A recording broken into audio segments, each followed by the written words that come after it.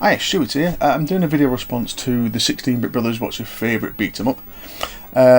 Now, I think the four you chose would probably have been my top 5 or probably my top 4 beat 'em ups. It would have been Streets of Rage 2, followed by the Turtles, followed by Double Dragon, and then I think Golden Axe might have been next. But I think a lot of people are going to pick obvious ones, so I've decided to go a little bit different and talk about one which I remembered back when I was really young, and I absolutely adored it when I was really young. It's a fairly difficult game actually.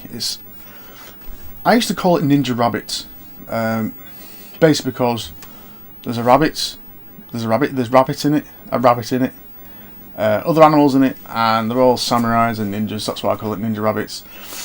And also because the name of the game was so long, and I was probably about 8 at the time, between 6 and 8. I couldn't read it, basically. But now I can understand the name of it. It's actually quite a long game. The game is called, now let me think, Samurai Warrior: The Battles of Usagi Yojimbo.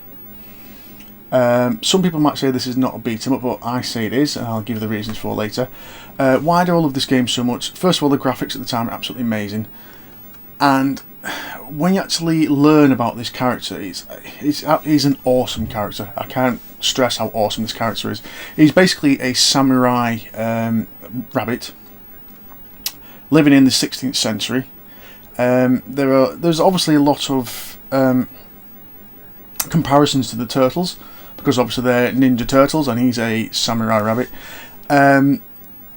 The comparison actually got to so much where there's actually been crossovers in comics as well as cartoons. In the original Teenage Mutant Hero Turtles cartoon, as we used to call it, there was a couple of episodes of him in there. The Turtles, which came out in around about 2000, 2001, is in a couple of episodes there, and I wouldn't be surprised if he appears in the new Turtles on Nickelodeon. Now, some people may say this, as I said, they may say this is not a beat 'em up because there's a sort of role-playing element to it, but it is mostly combat. First of all, you don't beat up everyone on screen. There are peasants walking around, there are like women walking around, or geisha walking around, and if you attack them, you actually lose karma. And if your karma gets to 0, you actually commit suicide. There are also people who pretend to be peasants and will last minute jump out at you and try to kill you. But there are also other samurai there which you must bow to. You must also give money and food to peasants to get your karma up. So I can understand why people say it's not a beat 'em up, but majority of the game is a beat 'em up. Just because you don't beat up everyone doesn't mean it's not a beat 'em up. So on to think of something slightly different.